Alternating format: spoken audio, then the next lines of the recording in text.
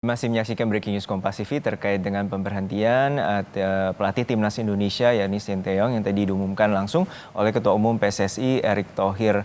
Dan dalam konferensi pers tadi Erick Thohir menyatakan bahwa saat ini ia tengah menunggu kedatangan dari pelatih baru yang berasal dari Eropa dan sebelumnya akan direncanakan 12 Januari pukul 4 waktu Indonesia Barat akan mengumumkan secara langsung pelatih baru bagi Timnas Indonesia.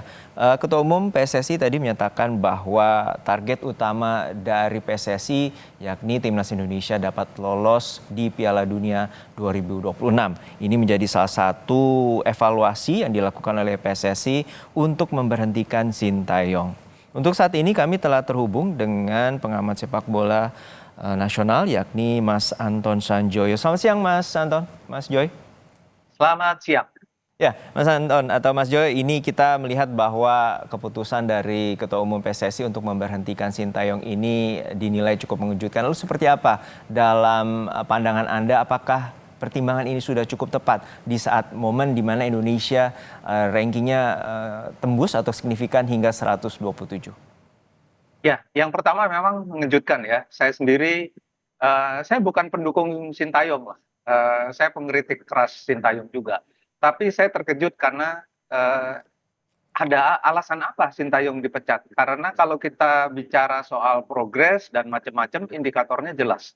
Ya kan, peringkat FIFA Indonesia naik, Indonesia masih bertahan di putaran ketiga kualifikasi Piala Dunia. Bahkan setelah mengalahkan Arab Saudi, peluang itu terbuka lebar kan. Memang Indonesia kalah dari Cina, tapi kan menang lawan Arab Saudi. Dan itu tidak pernah terjadi pada beberapa belas tahun terakhir. Yang kedua, dalam benak saya, memang kalau mau mengganti Sintayong dengan alasan apapun, itu memang harus sekarang. Kenapa? Karena targetnya Indonesia lolos ke Piala Dunia kan. Masih ada 1 bulan bersih lah, karena main lagi itu bulan Maret. Jadi kalau menunggu lagi untuk mengganti Sintayong beberapa pekan ke depan terlambat. Karena pelatih baru siapapun dia harus beradaptasi dengan kondisi tim, dengan pemain, dengan environment-nya semua, adaptasinya cukup lama.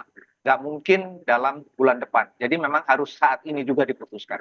Jadi itu pertimbangannya. Tapi pertanyaan saya tetap, apa alasan PSSI? Dugaan saya karena dari Eropa akan menyesuaikan dengan sebagian besar pemain timnas senior yang ada sekarang, kan jumlahnya ada 16 atau 17, bahkan akan nambah lagi ya. Jadi mungkin nanti full diisi oleh pemain ex-Eropa yang pernah bermain di Eropa dan diaspora yang sekarang berbendera Indonesia. Jadi tim ini akan benar-benar rasa Eropa. Nah, karena rasa Eropa, pelatihnya dari Eropa juga, dugaan saya dari Belanda, nanti akan ditunjuk juga direktur teknik juga dari Belanda. Sehingga relate dengan terhubung dengan pemain-pemain senior yang ada sekarang gitu. Jadi itu. Tapi kalau Anda tanya saya terkejut nggak? Saya terkejut karena Sintayong menurut saya kesalahannya cuma dua. Yang pertama dia terlalu ngemis naturalisasi, yang kedua dia tidak bisa berbahasa Inggris ataupun bahasa Indonesia. Sehingga memang koordinasi dan direct comment-nya terbatas.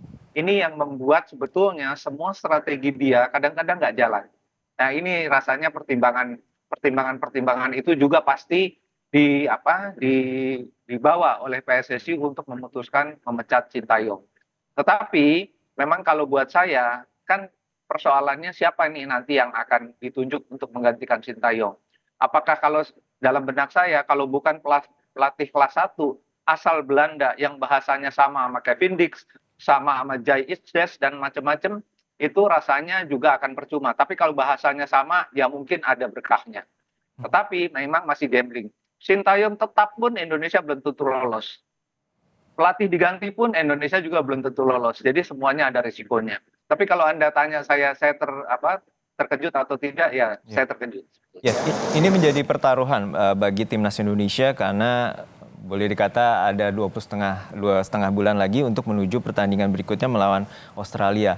Mas Jo, untuk saat ini tentu Sintayong tadi atau dari Ketua Umum PSSI menyatakan bahwa ada masalah komunikasi dengan tim. Mungkin ini yang akhirnya menjadi landasan Ketua Umum PSSI beralih ke pelatih asal Belanda. Dari pandangan Anda bahwa pelatih kelas 1 asal Belanda ini siapa saja nama-nama yang mumpuni dan juga dapat menjanjikan bahwa Indonesia dapat lolos tiket ke Piala Dunia 2026?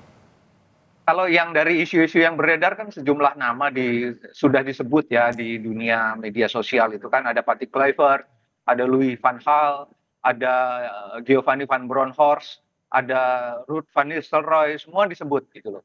Dan ya kalau kita lihat dari rekam jejak mereka, apalagi kalau kita bicara Louis van Gaal, itu kan memang ya kelasnya udah kelas nomor satu banget. Tapi isunya dia akan menjadi direktur teknik karena Indonesia tidak punya direktur teknik. Kemungkinan besar ya, konon katanya adalah bekas pemain nasional Belanda. Bisa siapapun. Bisa Van Bronckhorst yang punya darah Indonesia, bisa Patrick Kluivert, bisa siapapun. Tapi kalau memang diambil dari mantan pemain nasional Belanda yang sudah berlisensi pelatih pro, saya yakin sih akan ada perubahan yang cukup signifikan ya. Terlepas dari kontroversi pemecatan Sintayong. Tetapi kalau diganti oleh pelatih orang Belanda yang sudah punya reputasi internasional, saya yakin progresnya akan lebih baik daripada kalau masih tetap dipegang oleh Sintayong.